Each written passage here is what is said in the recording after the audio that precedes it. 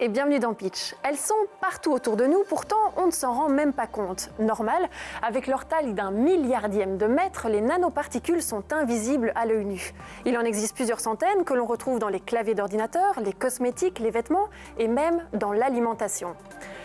Leur utilisation est parfois controversée, pourtant ces minuscules particules offrent de très belles perspectives, notamment en médecine, comme nous le verrons avec vous. Gilles Brelans, bonjour. Bonjour. Alors, vous avez étudié à l'École Polytechnique de l'Université libre de Bruxelles. Vous êtes diplômé en tant qu'ingénieur civil en chimie. C'est une branche qui vous a d'ailleurs permis de vous rapprocher des sciences du vivant. Actuellement, vous donnez plusieurs cours, tout en menant une carrière de chercheur d'or. Alors, l'objectif n'est évidemment pas de vous enrichir, mais bien d'utiliser ce métal précieux pour délivrer des médicaments dans l'organisme. Je vous laisse nous expliquer tout ça et moi je vous pose quelques questions juste après. Bon pitch.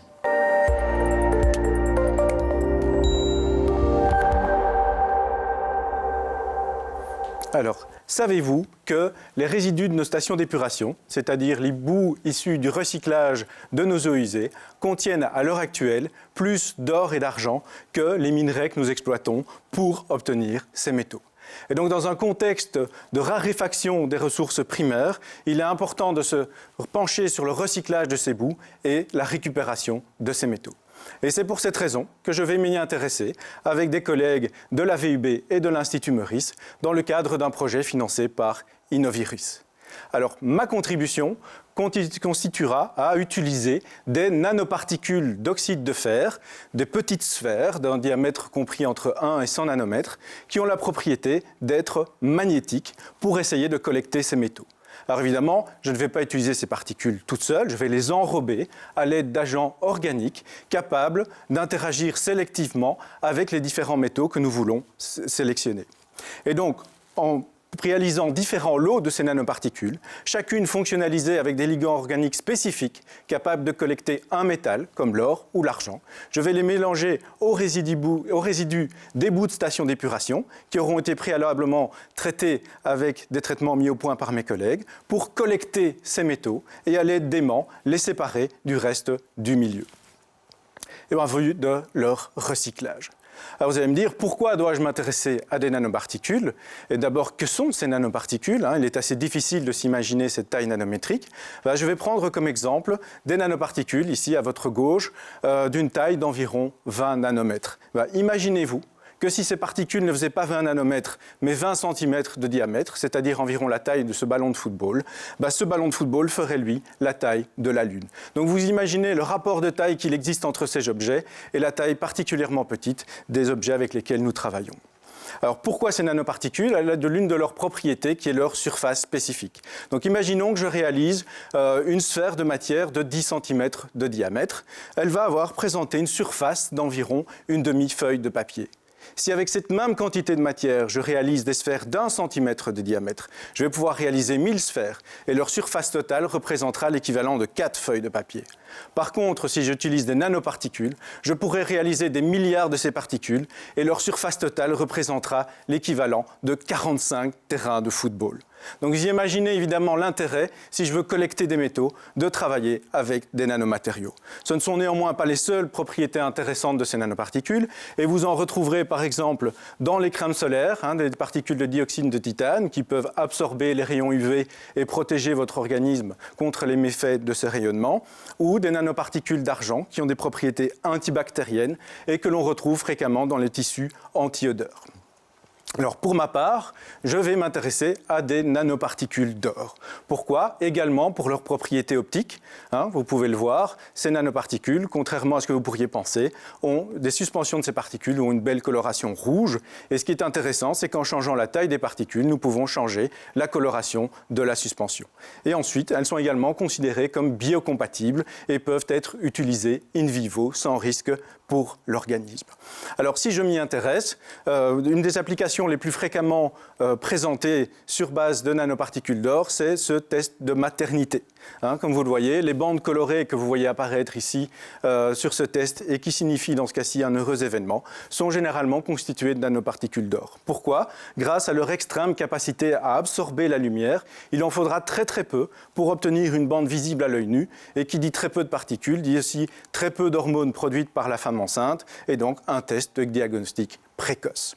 Alors, si je m'y intéresse, ce n'est pas pour développer des kits diagnostiques comme nous venons de le voir, mais pour essayer de mettre au point des systèmes de délivrance de médicaments, un peu comme ce courageux livreur qui vient livrer chez vous le repas que vous avez commandé. Et ensuite, nous aimerions évidemment, pour les médicaments également, comme pour le repas que vous avez commandé, qu'il ne soit pas livré de manière aléatoire dans l'organisme, dans tous les logements de votre quartier, mais spécifiquement aux cellules ciblées, spécifiquement chez vous. Alors nous n'allons pas utiliser ces particules telles quelles, parce que nues, elles ont une taille équivalente à celle d'un virus, et donc votre organisme est bien éduqué pour éliminer ce type de particules. Et donc nous allons les munir d'une couche de ligands organiques qui vont les protéger de l'action de votre système immunitaire, leur conférer une sorte d'invisibilité par rapport à votre organisme. Ensuite, nous allons également devoir y greffer la molécule thérapeutique. Et dans ce cadre-ci, nous nous intéressons avec nos collègues de l'hôpital Erasme à la délivrance de micro-ARN pour essayer de préserver la fertilité de femmes soumises à des traitements chimiothérapiques. Et dans un deuxième temps, nous allons également y greffer des ligands de ciblage, c'est-à-dire une sorte de clé qui va permettre à ces nanovecteurs d'identifier les cellules qu'ils doivent cibler et auxquelles ils doivent délivrer ce médicament. Alors comment ceci doit-il fonctionner? Nous allons injecter ces nanovecteurs dans l'organisme du patient. Grâce à leur couche d'invisibilité, ils vont pouvoir s'y déplacer furtivement jusqu'à atteindre les cellules qui vont présenter une serrure complémentaire à la clé dont nous les avons munis, de telle sorte qu'ils vont reconnaître ces cellules, y pénétrer et y délivrer le médicament en minimisant l'effet sur les cellules saines aux alentours, donc en minimisant les effets secondaires du médicament. Alors évidemment, comme toute nouvelle technologie, l'utilisation de ces nanoparticules pose des questions. Sont-elles toxiques?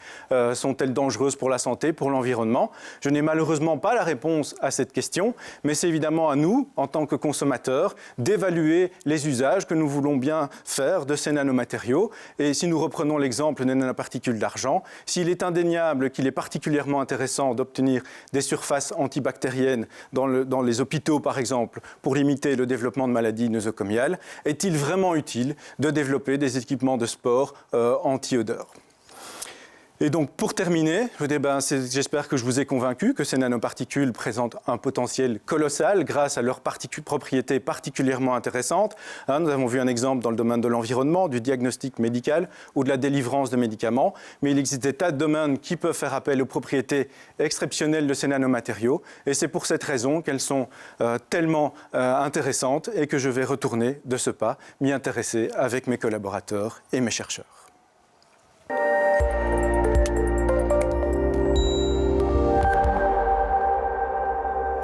Vous nous dites qu'il y a vraiment des quantités importantes de métaux dans les stations d'épuration, mais ils viennent d'où en fait ces métaux? Donc leur origine est assez diverse. Pour les particules d'argent, elle est assez claire, elle a été énoncée dans le cadre du pitch. Il s'agit principalement de leur utilisation comme agent antibactérien, notamment dans des tissus. Pour l'or, c'est plus l'usure des bijoux, et c'est intéressant à ce niveau-là d'évoquer le fait que nous avons identifié les contenus dans différentes stations d'épuration et qu'à ce niveau-là, Anvers en Belgique détient la palme de la quantité d'or dans les bouts de stations d'épuration. C'est pas pour ça qu'il faut susciter des vocations chez les gens, il ne faut pas aller chercher... Il ne faut pas aller chercher de l'or dans la boue. Non, c'est trop petit.